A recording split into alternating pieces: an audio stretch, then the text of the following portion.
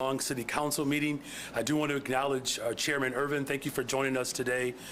We also have Alderman Carlos Ramirez Rosa with us today, who's been a real champion for working people as a member of City Council for the last 10 years. Commissioners Boatwright and Castaneda are also with us. We also have our Deputy Mayor Gatewood. Corporate Counsel is with us today. Mary Richardson Laurie, Chief Operations Officer, is here with us. And of course, the fully now cemented Commissioner of BACP, Ivan Kapafali, is here, and my Chief of Staff is with us, CPZ, and Kenya Merritt, our Deputy Mayor for Business, Economic, and Neighborhood Development. So thank you all for joining us today. I do want to first of all, congratulate and thank Commissioner Rhee for a tremendous lifelong career in public service. As a leader of CDA, along with all the work that she did to help modernize our airports and the large-scale projects that she has moved forward, Commissioner Rhee has focused much of her efforts on expanding opportunities for women and minority-owned businesses for airport contracts and projects.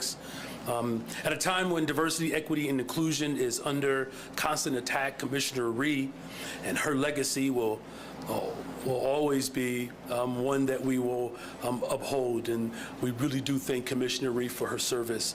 We also want to thank again and acknowledge the leadership of Alderman Carlos Ramirez Rosa, a decade's worth of service as Alder in the City Council. There have not always been a lot of independent progressive voices on City Council, and when he was elected 10 years ago, it certainly opened up a new chapter for the city of Chicago, where the Progressive Caucus has grown and very expansively. He spoke very candidly about Black and brown communities and working people in Chicago, and there was no voice like him before, and quite frankly, there will be a lot of work to live up to the standard that he has set for not just the 35th Ward, but for the voices that lead this city.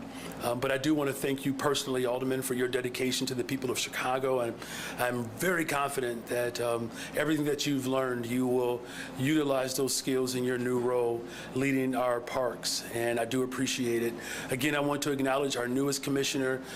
Having the right representation that reflects the beauty of this city is paramount to growing a more inclusive economy, and Ivan Kapafali was approved today, and he's a true proven leader. He shares the same commitment as I do to make it much easier for Chicagoans to grow their businesses as well as to protect their businesses. He's been an integral voice in our Cut the Red Tape initiative to make sure that bureaucracy doesn't get in the way of development. He shares my perspective that Chicago is open for business, we're just not for sale. To that end, we are excited about the passage today of our new Workforce Solutions program. This is led by our Department of Planning and Development, and it allows the city to expand its ability to provide workforce development for our small businesses. We want the city to serve our small business community. We want to make it easier to grow your business, because we know that means more jobs and more economic prosperity for those communities. The truth is, we are seeing levels of development and investment that will fundamentally transform parts of our city that have been purposefully neglected for decades. We are also seeing development for communities that make up the brilliant tapestry of our city.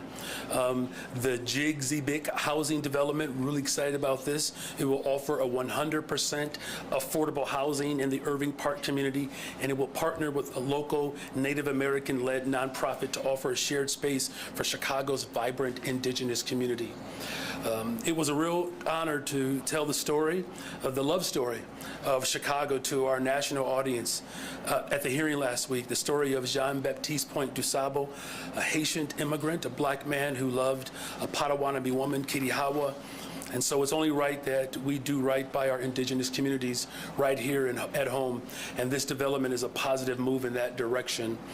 We're also excited about the sale of the city land in the Garfield Ridge to support a new art center, new housing, and a community garden. From the northwest side to the southwest side and everywhere else in between, we want to keep the development and the rebuilding of our city moving forward. Now, I also want to take a moment to acknowledge two recent acts of violence. There was an altercation on Sunday evening that led to gunshots being fired. One of these stray bullets struck a woman who was visiting our loved city with her young son.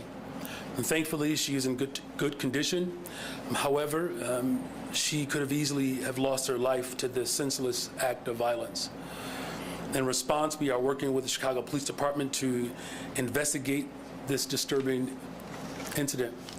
We are also monitoring the incident outside of O'Hare Airport that occurred this morning, where another altercation led to a 25-year-old victim being shot twice.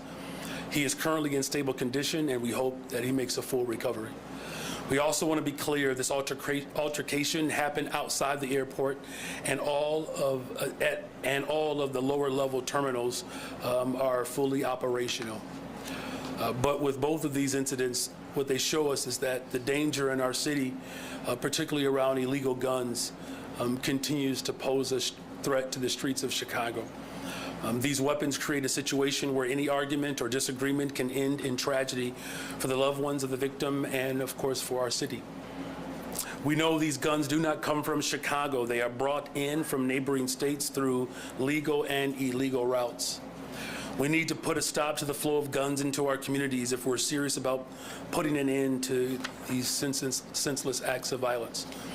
As I said during my testimony last week in Congress, we do not need our police to dub as federal immigration enforcement, and we do not need federal agents to come into our communities and rip immigrant grandparents away from their families or disappear people for their political beliefs.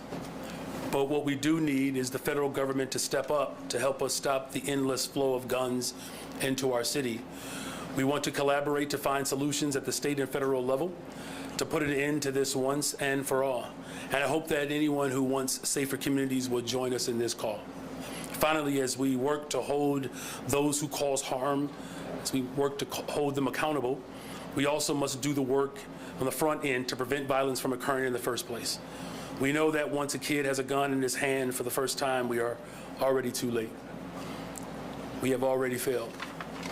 So we need to provide alternatives for our young people to stay busy, particularly in the summer, and of course to make money.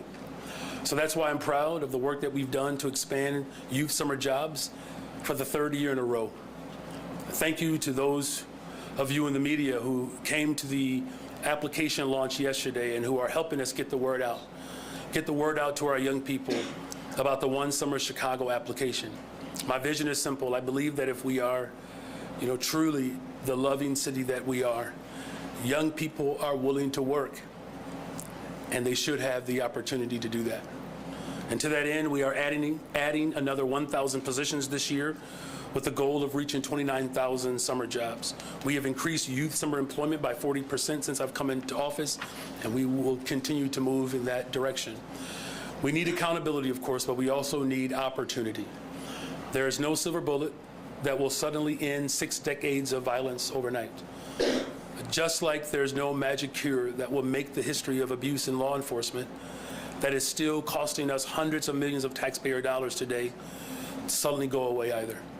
But if we lean into what we know works, we can continue to make progress to bring down violent crime and make our city a much safer place for everyone. And with that, I'm happy to answer your questions. Tessa. Hi, Mayor. The March 30th deadline that your administration was pushing for CPS to take on the $175 million pension payment is just a few weeks away. Have you gotten any indication from the board on whether there's movement there, of whether they'll authorize a loan to make that payment, or is the city now preparing to dip into reserves to take that on? Well, I'm going to turn the mic over to Chairman Ervin because I think it's important that you hear directly from city council members. Look, there are entanglements that have existed in our system for a very long time with a fully elected representative school board coming on. There are efforts to disentangle these leanings that have been relied upon for a very long time. It's very clear that these particular employees that are hired by Chicago Public Schools, that it's important that their retirement is secure. Chairman Ervin? Thank you, Mr. Mayor. As the mayor stated, again, this is an obligation for CPS employees, and they have paid this in the last 4 to 5 years. And why should there be anything different today? They will have to manage this as they go forward as being an independently elected body and being an independent body from the city of Chicago. So again, this is nothing new.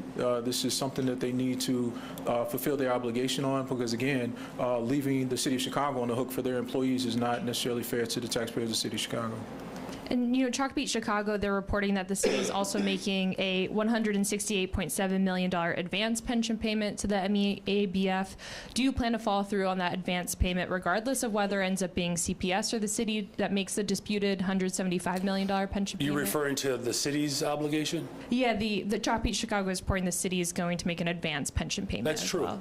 It's true. And is that something you plan to follow through with, regardless of whether, even if the city has to take on the $175 million pension So payment? we've made a commitment, and we're going to hold to our commitment. Thank you. Hey, Mayor. Hi.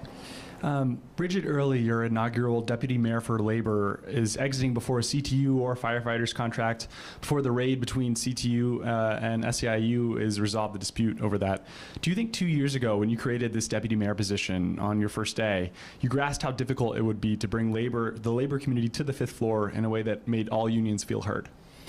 Well, I'm obviously the most pro-worker mayor in the country, from the abolishing of the sub-minimum wage which impacted 60,000 workers, primarily black and brown women.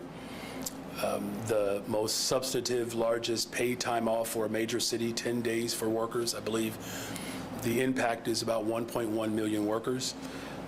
We, helped CPS settle the contract with Local 73, as well as our parks. Our park district workers in particular have the highest raise, particularly for their lowest earners, in the history of Chicago. And again, these are primarily people who live on the west and south sides of Chicago, southwest and northwest side.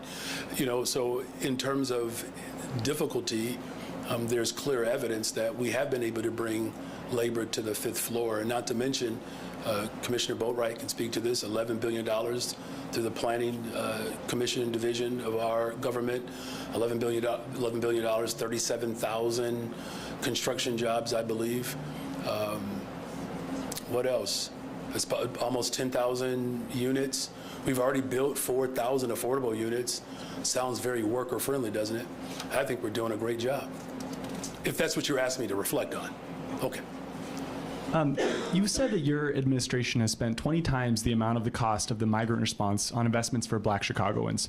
Your dashboard says the city has spent $268 million on the migrant mission so far, so that totals to about $5.4 billion in investments. Is that the number you're working with, and can you be more specific on what projects you're talking about? Sure. So again, the increase of youth employment, which has overwhelmingly supported Black children.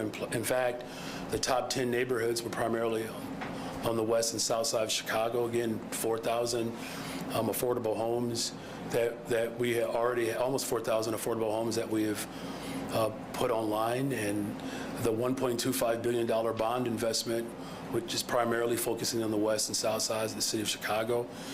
We've invested in community safety. Deputy Mayor Gatewood, I believe it's $100 million. It's a couple of years in a row. I mean, we're happy, to go through, all of the configurations of our investments. But I think the most important thing is that we responded to a mission that we inherited, and we did not ignore our vision to build a better, stronger, safer Chicago. My administration has proved positive that you can respond to right-wing extremism when they attempted to attack our city by attempting to divide us around this issue. I'm glad that you're raising the number because there are numbers that are not accurate in terms of how we responded to that mission. In fact, the $200 and some million that you reflected, Governor Abbott spent $221 million just to bus them across this country. It's about $1,800 a migrant. In fact, I think he spent about 1% of his overall budget. Now, I don't know what he is doing in spending money on Black people in the state of Texas, but I can tell you his attack against the city of Chicago did not stop us from investing in our people. Hi, Mayor. Hi, Heather. I'm used to you getting the last question, so I'm glad you got a chance to go a little bit earlier. Yesterday or earlier this week, a federal jury came back and awarded 2 men who were incarcerated for a combined 32 years in prison, $120 million. Does the size of that verdict, which as best I can tell is the biggest in Chicago's history, make you think that the city needs to rethink its strategy for dealing with those sort of police misconduct lawsuits? Well, thank you for that question. I mean, the first thing that I think that we should talk about is Guevara and Burge, right? I mean, these are 2 individuals that it's very clear and very well documented that these individuals were, responsible for some of the most egregious acts of torment and torture against black men. Our corporate counsel, we're in conversations every day about, how we can, approach decades of misconduct. Mary? Mary Richardson, Lord Corp Counsel, thank you for the question. It is an ongoing evaluation. Obviously, with respect to that particular ruling, we have to examine the strategy going forward, which will include examining any motions that are applicable, appeals, etc. But as you can imagine, this is a decades-old problem. That particular case, point of origin was 2006, retried again in 2019, and then subsequently this year. So this is an ongoing challenge for this city. But as the mayor noted, constitutional policing is our principal focus, while we also have to inherit and examine and litigate and sometimes settle these very aged cases. Mayor, you mentioned John Burge. There are a few remaining cases that name him directly that are pending. The case naming him is scheduled to go to trial at the end of April, involving a man who spent nearly 30 years in prison, which would put him in line for a judgment of more than $110 million if this verdict sets a precedent for that case. Should the city consider settling that case before that trial begins in just about a month? Well, look, I'm not going to comment on ongoing litigation. As our corporate counsel has indicated, we've inherited some quite egregious, not just accusations, but what has been discovered as truth. Something that I know that Black Chicago knew decades ago. Our responsibility in this moment is to review all of these practices and figure out a pathway forward. But part of that requires us to make sure that we have constitutional policing. Look, can't necessarily control what happened in the past, but how we move forward is going to be critical. Our police force is far more diverse than it was back in the day. In fact, I believe we have 27% of our police force are women. There are more Latina Chicagoans who are applying for these positions. There are still more black folks still applying for these positions. So that gives me some confidence and some hope with our superintendent leading the efforts to ensure that constitutional policing becomes the way of policing. That's what we're going to focus on. And as the corporate counsel said, we'll have to go back and review some of those practices to figure out how we can move forward. And good afternoon, Mr. Mayor. Good afternoon. In light of the 2 most recent shootings, Alderman, Hopkins, don't mind me. I'm just getting old. No, it's been a long day, Craig. It's okay. Yeah, but Alderman Hopkins is again going to try to reawaken his efforts to have the curfew set at 8 p.m. Can you talk about what your feeling is about how effective either changing it or, frankly, even the existence of the curfew can make a goodness? Yeah, thank you for that question. Look, I believe that Alderman Hopkins is sincere. All of us are in this city. It goes without saying, these shooting incidents are traumatic. They have obviously the potential for death, and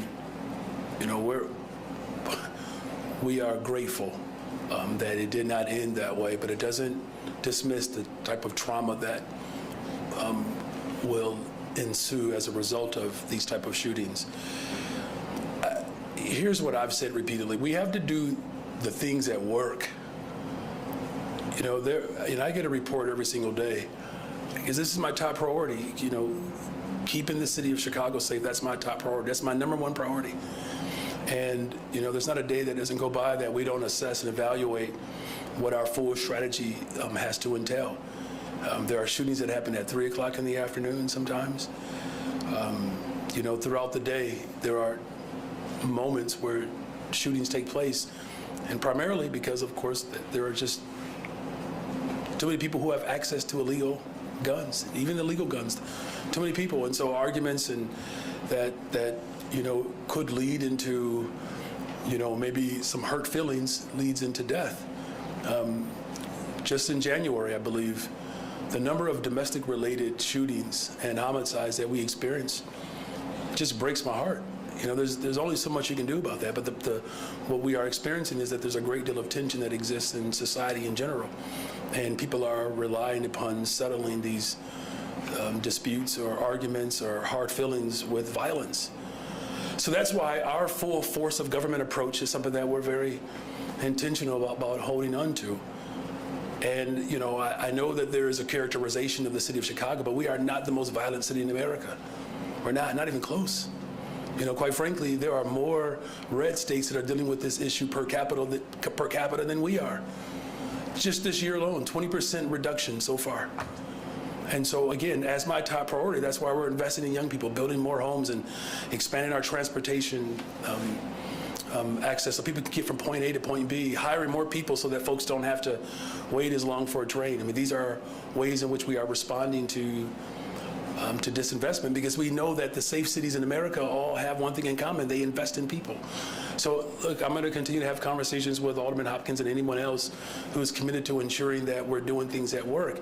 Again, as I said before, $100 million again just for violence intervention.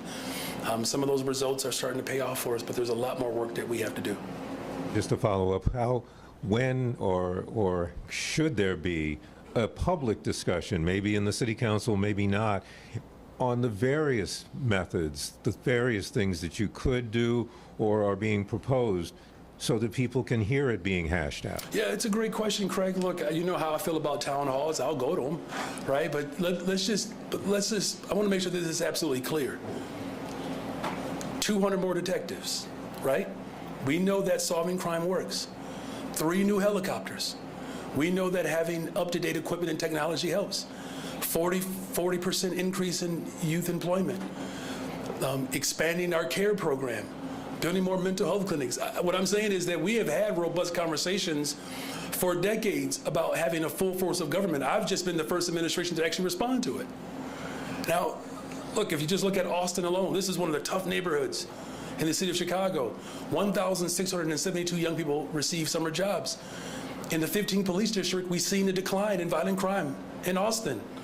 The work that we're doing with streets and sanitation, not just summer options, but giving them opportunity for permanent jobs, union jobs. I forgot to add that one, Jake. You can write that one. It'll be 100 more, I believe. It's about 100 more that we're going to do for coal. Mm-hmm. So we had 45, was it 45 of them? 50 something. See, I got to get all these numbers right. They're so good, Jake.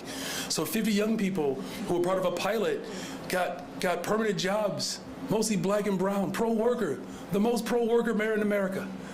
And then we're adding another 100, Craig, for this next set. So this is what I mean by full force. And I'm open to having more conversations, because I can tell you, we weren't doing this before. We weren't.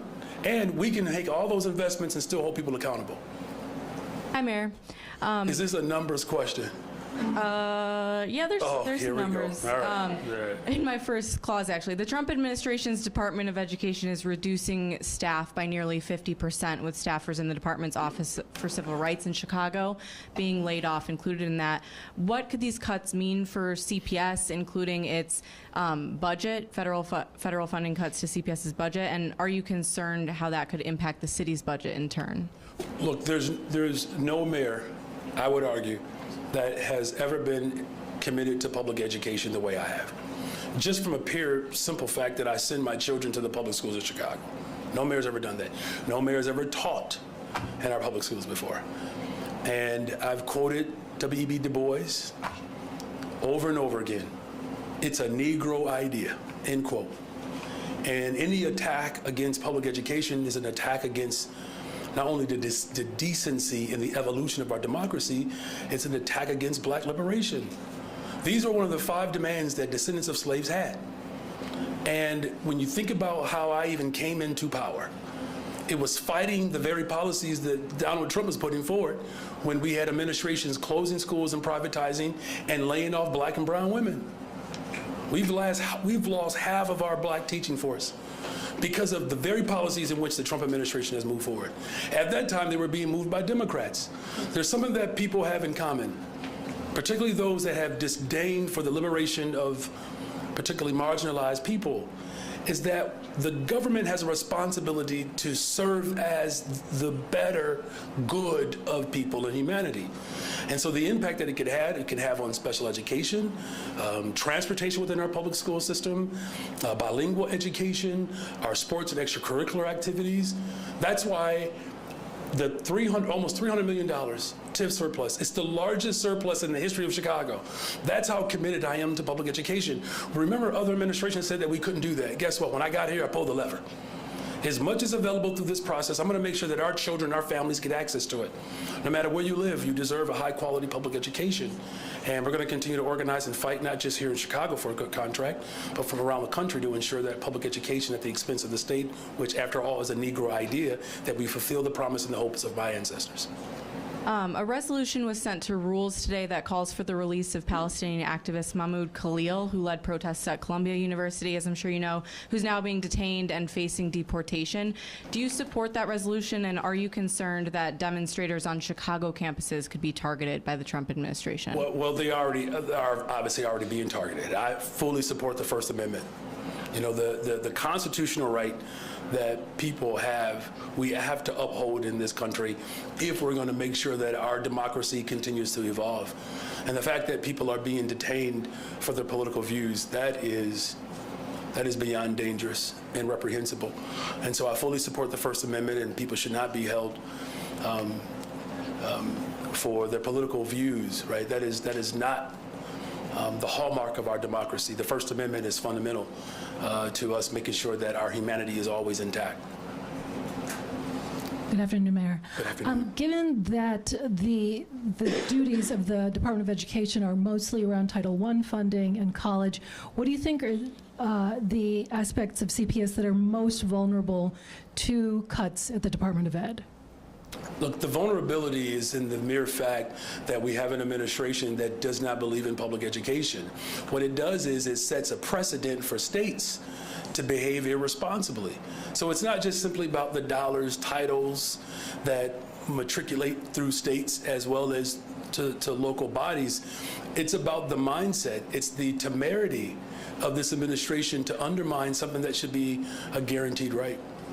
Okay, changing lanes a bit. Last time we talked, you said that the mayor's office does not have to allow anyone in the gift room, despite what the Board of Ethics said. But then earlier this week, some journalists were allowed in. Why the change of heart? So look, this space has always been public. And look, I could be mistaken. I don't ever remember saying that we don't have to allow you. Right? I don't know if I've ever said that. But just for the record, this closet has been around for 40 years. For 40 years. And so what we have done, we have gone 2-3 extra steps. Because there's nothing surreptitious about this closet. As folks saw it, as I said, T-shirts and mugs. I'm just going to be honest. There are people that are being harmed in the streets of Chicago. I'll just be honest with you. It's embarrassing that this is even a conversation. It is. It is. This room has been, hold on a second, okay? Hold on. It has always been made for public. It has been around for 40 years. For 40 years. For 40 years, this closet has existed. And so now what we have done, we have taken 2 additional steps. We have now made it available for people to view it online. You all can have a field day in there, as far as I'm concerned. I've never seen the closet. I'm not interested in going and seeing what's in there. What I'm interested is building a better, stronger, much safer Chicago. If people want to have conversations about coffee mugs and T-shirts, have at it. As far as my administration is concerned, I'm going to make sure that we build a more inclusive economy so that Black, brown, white, Asian, working people in this city can actually live in the city, afford to live in the city, and feel safe in the city. Alderman Mike Rodriguez has an ordinance impacting rideshare drivers, setting standards of pay, some benefits, allowing them to kind of appeal if they got kicked off the apps, appeal that process. Do you support that ordinance as it's written? I haven't had a chance to go into the full substance of this, and we're going to continue to have conversations. So this is an ordinance that was introduced May 2023.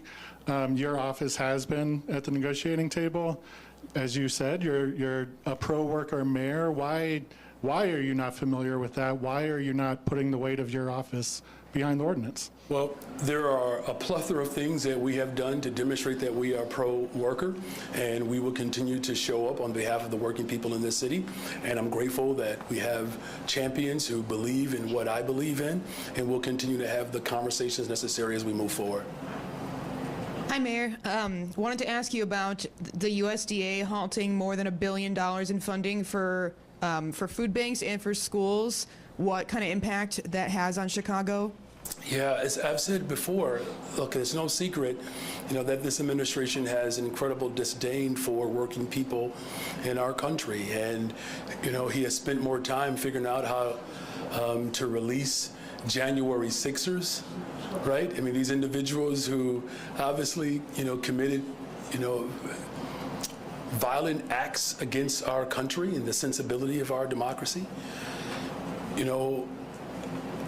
One of the things that we have done repeatedly in my administration is we've made sure that we are providing as many resources as we possibly can to working people, whether it's the $300 million TIF surplus for our schools, the $1.25 billion investment for economic development and housing, the $830 million that we've committed to infrastructure. As another example as being a pro-worker mayor and a pro-worker city, I know layoffs and cuts to services. Look, these threats are real, right? We secured $426 million, particularly for the west side of Chicago. Alderman Irvin has advocated very hard, and Alderwoman Mitz and Taliaferro, to work with our congressional delegation to respond to individuals who experienced flooding back in 2023. So our efforts to support working people in the city of Chicago has been very audacious and intentional, even before this administration has assumed power. So obviously, we're very much concerned about the impact that this is going to have on a number of people who use food banks as a way to make ends meet. We're very concerned, obviously, about the impact that this is going to have on all of our public assets. But it's not going to stop us from making our investments and working with our congressional delegation to advocate to make sure that the billions of dollars that the city of Chicago sends to the federal government, that we receive a return on our investment. And I guess to sort of expand beyond that, do you have numbers about how many federal workers have been laid off in the city of Chicago? I don't have that specific number. We can make sure we get back to you with that. But what I will say is, again, this has been a practice of conservative ideology in this country, where austere budgets and cuts to important public sector institutions have historically been the prevailing way in which budgets have been balanced. We're working to turn the corner here in Chicago. Yes, good evening, Mr. Mayor. Good evening. When we last talked about reparations, at the time it was the first quarter, and we had talked about none of that money being spent at the time. You said that you were getting a committee together, or a commission together, by the end of the first quarter. Right. Well, it's the end of the first quarter. Almost there. What's up with the bread, Fred? That's a nice quote from the Good Times era. So working with our Chief Equity Officer, Chief Carla Coupe, as well as the chair of the Black Caucus, Stephanie Coleman, we are really close to solidifying the configuration of how these committees will be staffed, as well as individuals to be identified. What's most important for me is getting this process right. We have to have the right people at the table. And what that means is there has to be a diverse group of individuals that come from multiple sectors to be able to provide direction around what reparations could look like in the city of Chicago. We noticed today that there is a pending resolution to recognize Maple Park subdivision as the oldest black middle-class Newtown subdivision in Chicago. In fact, a lot of people don't know that it falls into one of the wealthiest zip codes in the city. And the people of Maple Park are wondering how you're investing in that part of the South Side when you've got potholes up and down 117th Street near the Cooper Park, and that the Cooper Park Fieldhouse. Question, please. Thank you. Well, no, there's another part of the question. And that you have a field house, a 1966 field house, that is in the same size, which is the size of this room here, as it was when it opened in 1966. So we want to know where the investment is. Well, thank you for that question. As I mentioned earlier, Mark, and that's an important question, particularly around our infrastructure, $830 million for these infrastructure needs that we have, whether it's our streets, whether it's the bridges, the viaducts, our lighting.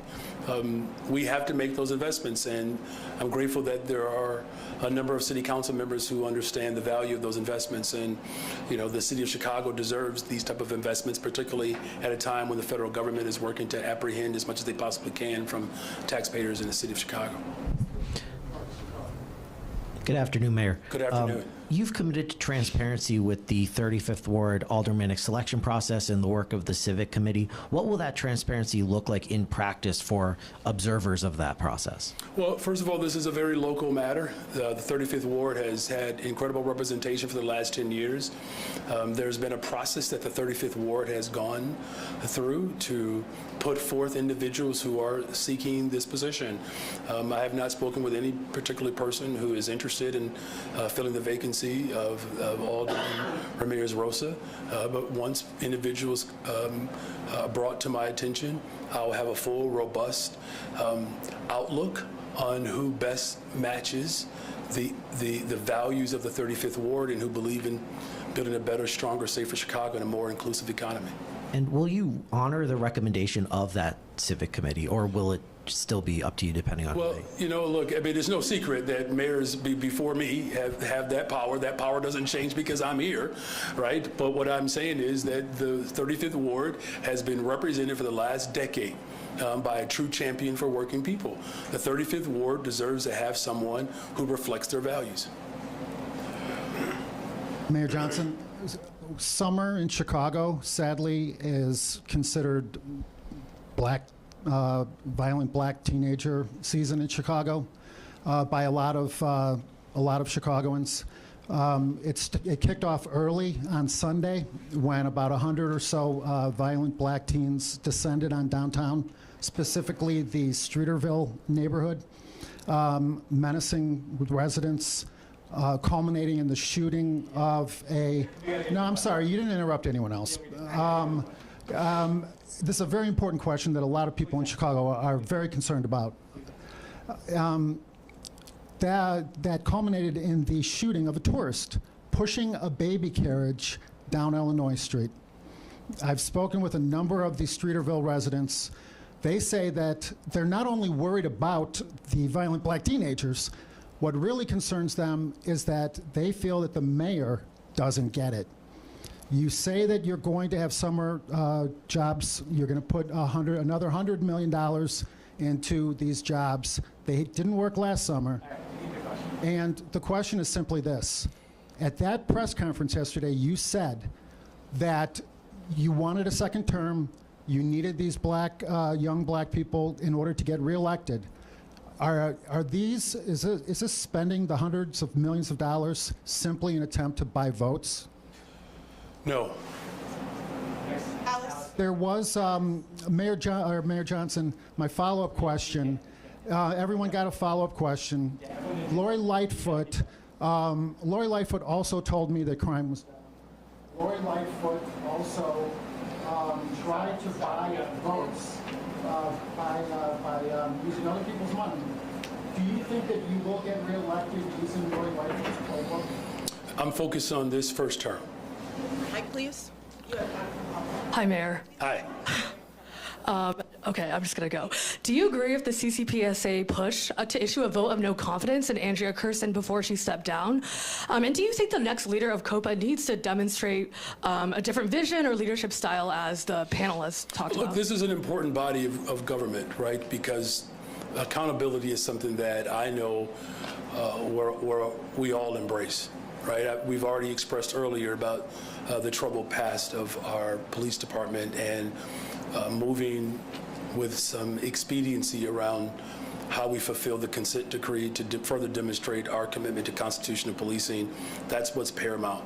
You know, as far as, you know, any particular bodies vote around any particular person, you know, I don't discuss personal matters or even discuss publicly about how someone feels about another leader or even elected official.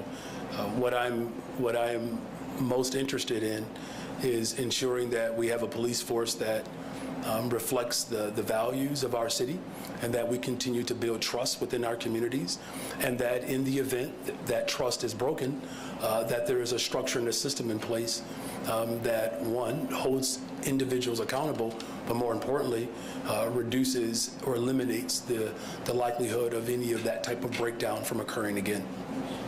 And on the topic of labor again, given that the CTU and Local 2 contracts have yet to be settled, do you regret at all the FOP contract you secured in your first year with those 20% raises, thereby, you know, having a de facto floor for all the unions that have come after?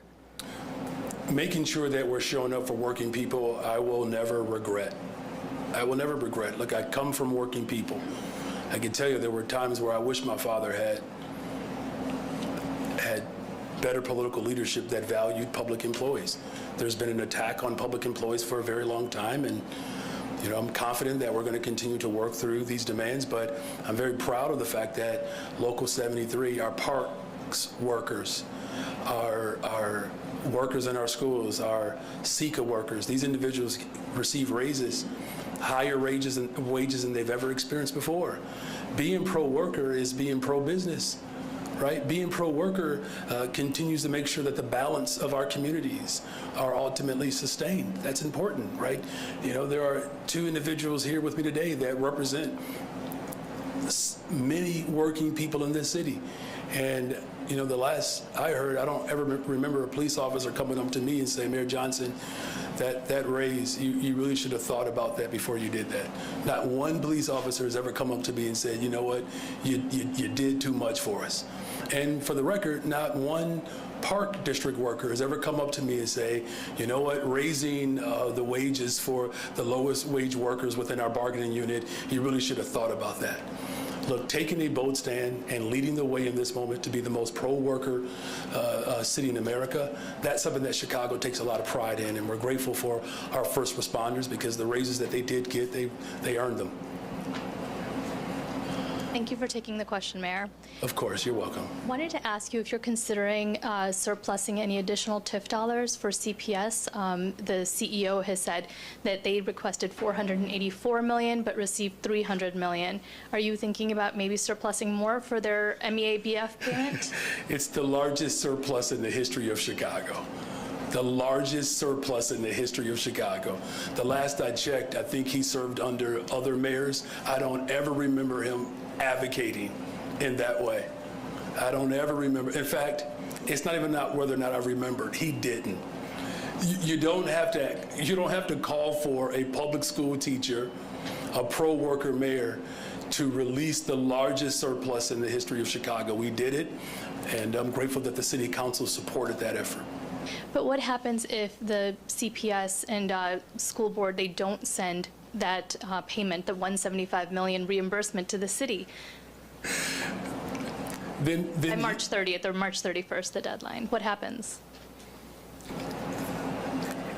I want to believe that the CEO did not come before the city council and lie to them. I want to believe that. But logistically, I hate to press this, but logistically, You don't have to what hate. I'm happens? just saying that he gave the city council his word. Sure, I know, Mayor, but So what you will want happen me if we to, don't so get you it? want me to answer that if the CEO lied to the city council, what's the contingency plan around someone being dishonest? Call on the name of Jesus. Mayor, I know you're sort of addressing his, but let me follow up and just double down on this question. We're hearing from some alders that the city's budget will come on balance if you don't get this $175 million. You got to do something. And if from the public hearings, CPS decides to put their $139 million towards the contracts, Chicago's $175 million in the hole. I mean, something's got to happen. So what do you do? I mean, you go to the school board and ask them to take out a loan or something? I think that's illegal. But I mean, you've got to do something to make up the hole. Well, look, I'm not going to, go down a hallway or into a closet and discussing hypotheticals. He made a promise to city council. And so it's incumbent upon him to keep to his word. If he doesn't, what if he doesn't? I mean, you've got a couple of weeks, and there is a significant dollar figure here that's going to have to be dealt with your budget if they don't come through with the money. Yeah, so again, the CEO stood in front of members of the city council and made a commitment to do what the school board ultimately has to prepare to do at a more significant scale as we work to disentangle the relationship between city government and Chicago Public Schools. The CEO's responsibility to make sure that the retirement is secure for the workers of the Chicago Public Schools, that is their responsibility, and that's going to continue to be a growth because eventually in a couple of years there will be full disentanglement. So it's a good muscle to build. Forgive me, Mayor, but I mean, that doesn't answer the question of what the city will do if the CEO does not come through with that money. I mean, maybe he promised it, but that doesn't change the situation if they don't come through and pay it. Well, look, as I've said repeatedly, and our chairman of the Budget Committee has made it very clear that you're asking us what we're going to do if someone goes back on their word. That's what your question is. And what we're saying is that he gave his word. And so if you're asking me to guess if someone is going to go back on their word, I understand you feel like that's not answering the questions, but what I'm simply saying is you're asking me to answer a question about whether or not someone is telling the truth. Do you have contingency plans? I guess that's kind of... Well, I mean, look, there's no secret that there are challenges that budgets are experiencing all over the country. What's most important in this moment is our budget chair, along with our education chair, have spoken directly to the CEO, and the CEO gave this body his word that he was going to do his job. And so we fully expect the CEO to hold to his word, especially to the people that he made the promise to. Thank you all very much.